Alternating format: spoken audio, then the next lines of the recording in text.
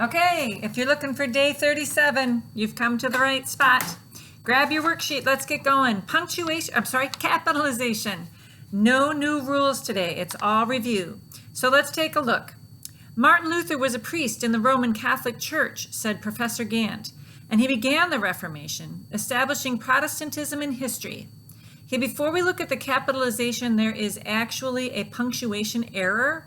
On the second line, there's a quotation mark before he. That should not be there, so you want to cross that out. All right, so looking at capitalization, we will be looking at names. Martin, M, capitalized. Luther, capital L. Roman Catholic Church, the R, the C, all capitalized. Said Professor Gant.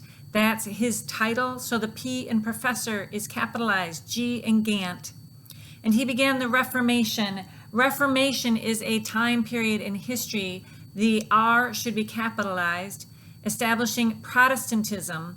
Protestantism is the name of a religion, so you would capitalize the P. So the things that should be capitalized are right here. The M in Martin Luther, Roman Catholic Church, Professor Gant, Reformation, and Protestantism. All of those deserve a capital letter. Next section is punctuation.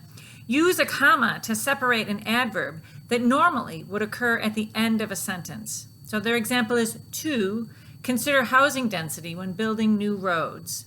Okay, so typically you would have the word to, T-O-O, at the end of the sentence, but they put it at the beginning. So to mark this unusual form of communication, they put a comma after it. Okay, so now if you look at the next sentence, they want you to recognize where you might apply that rule, along with checking to make sure you remember some of the other rules that have been presented so far. Also, I'm suggesting a concise, well-written, and informative essay. Well, we see right off the bat that they have an adverb starting the sentence, and so we just learned that you would put a comma after the word also. So we have also, comma. Then I'm. I'm is a contraction for I am, so you would put the apostrophe between the I and the M. Also, comma, I'm suggesting a concise, comma, well-written would be well-written, an informative essay, and at the end of your sentence you would have a period. And to remind yourself that you put a period at the end of the sentence, make it really big. That is still the most common error I see in these papers when I correct them, is people forgetting to do periods. So you have permission to make your periods extra big in this handout today, to show me that you're listening and you're really aware of your end sentence punctuation. Okay, so we've got also, comma, I'm suggesting a concise, comma, well-written, comma, and informative essay. Okay, the reason that you have the comma before the word and is because it's things in a series. Concise, comma, well-written, comma, an informative essay. I think I might have missed that actually when I first said that to you guys. So again, make sure you've got your comma after concise, comma after well-written, before and then informative essay, period.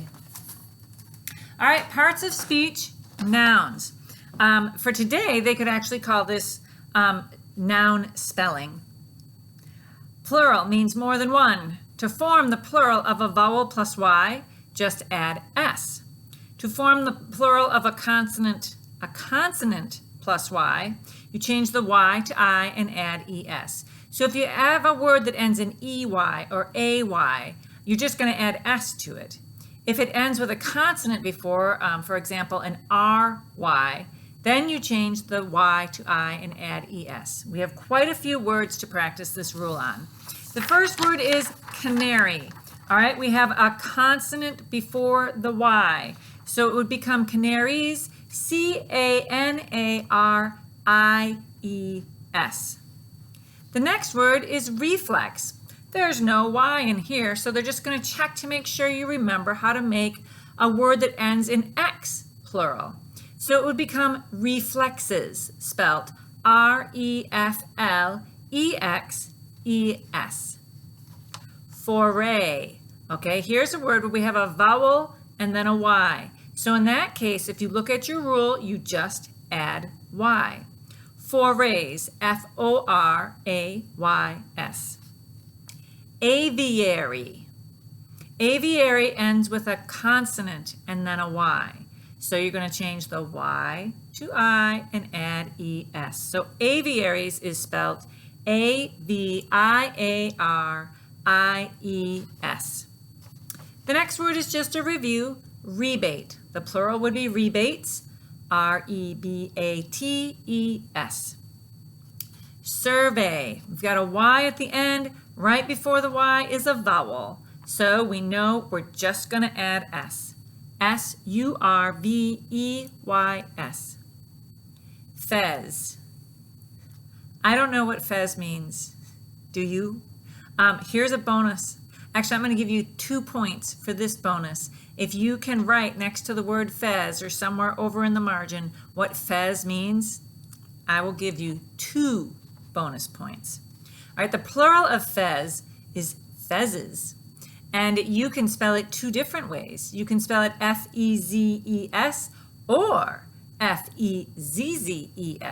Your choice. Next word is relish.